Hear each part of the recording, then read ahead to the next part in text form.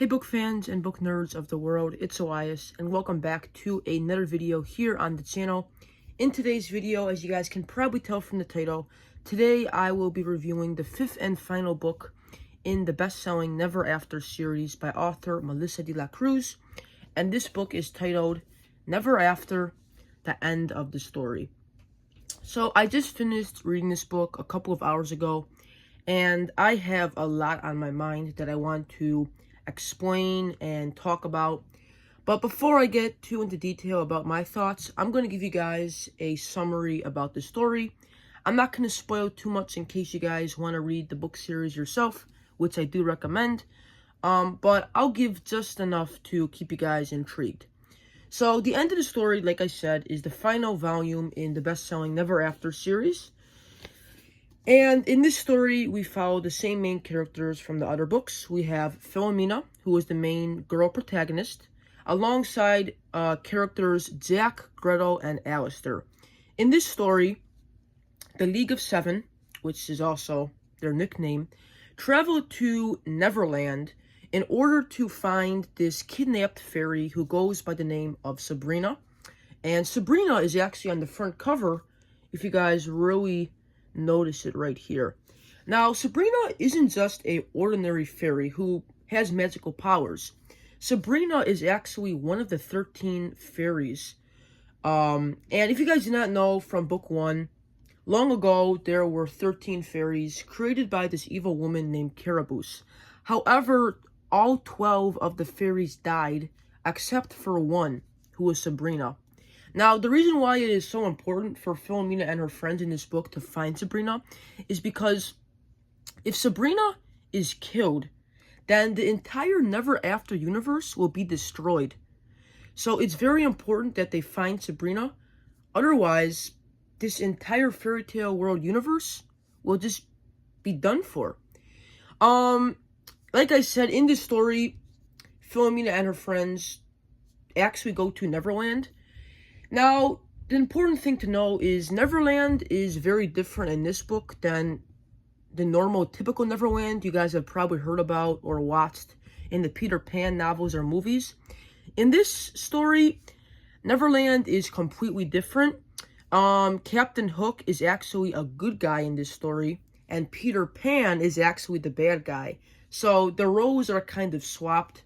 For these reasons, Philomena and her friends actually team up with Captain Hook in order to get to Neverland, while they also have to try to fight Peter Pan because he's the one that has kidnapped Sabrina. So, I thought that element was pretty cool. Another little reference in this story is that Sabrina is also known as Tinkerbell. So, it's a little bit confusing when you think about like the typical fairy tale and, you know, the kind of one Melissa de la Cruz is trying to like make a twist on, but I still thought it was a pretty cool concept. Another important thing that happens in this story is that there is a huge battle against the Ogres. In the previous books, we learn about this evil Ogre whose name is Ogra, and Ogra has a terrible plan where she also wants to destroy Never After. So in this story, we finally have Philomena and her friends actually team up against the Ogres and Ogra as they try to defeat them and save Never After. In this book, there is lots of battling. There is also, you know, lots of adventure, like traveling to Neverland. And there's also a lot of romance in this story.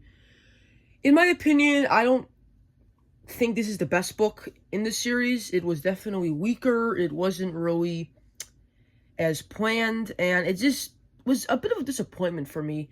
I read The Missing Sword, the 4th book in the series, last year, and I pre-ordered this one hoping for something better, and it just was a major disappointment. Another really surprising thing is that this book only had like 200 pages. It's very, very thin. I thought that, you know, the conclusion would be at least 400 pages to wrap up everything. But for these reasons, because it was so small, I feel like the pace was very, very fast.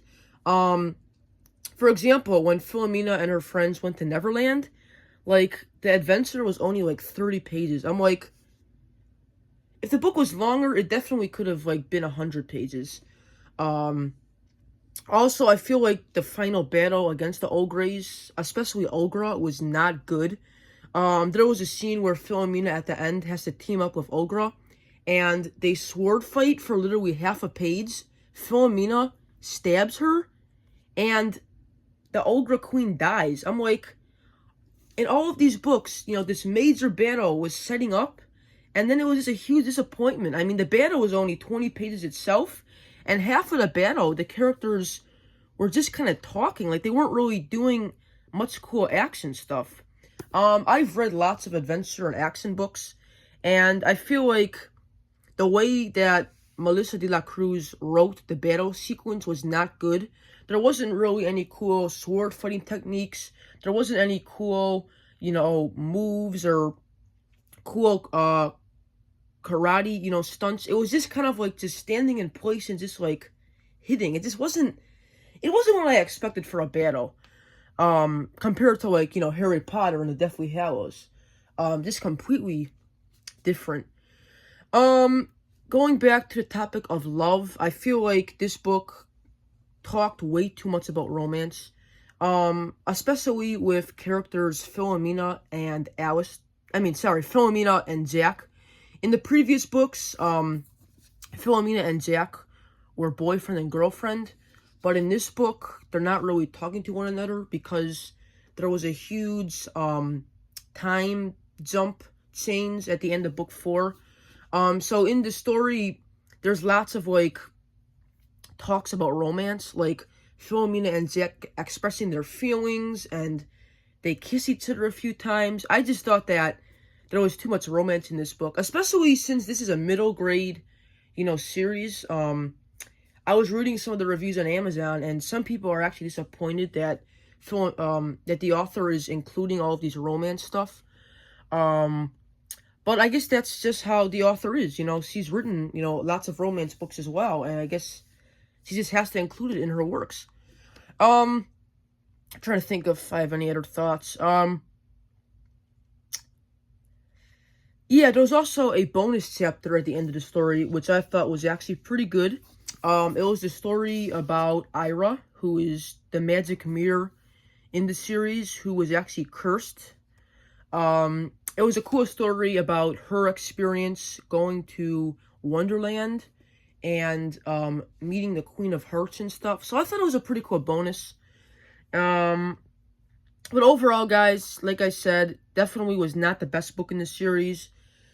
Even the ending was very, very, not well done as well.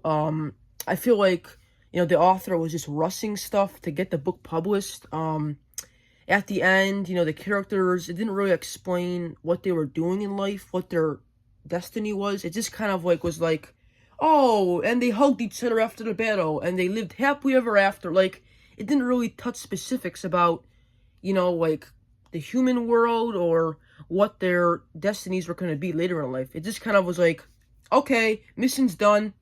That's the end of the story, and that was it. But overall, guys, if I had to rate this book on a scale of 1 to 10, I would give it a 5. It's not the worst, but it's also not one of her best works. I mean, if Melissa de la Cruz gave herself maybe another couple of months, I think this book would have been better. But she is such a busy author with so much deadlines, writing, adult books and other series. I just feel like she didn't give her most attention to this final saga. But guys, you should really, really check out this book series. There is 5 of them, and here is the other titles. There's Never After, The Stolen Slippers, The Missing Mirror, The Missing Sword, and then the end of the story. I will put a link in the description if you guys want to get these books on Amazon. I really recommend it. It's amazing, filled with adventure, filled with action. And if you are a fan like me of the Land of Story series, then you are really going to enjoy this. Anyway, with that said, thanks for watching, and I'll see you on another book review soon. Peace out.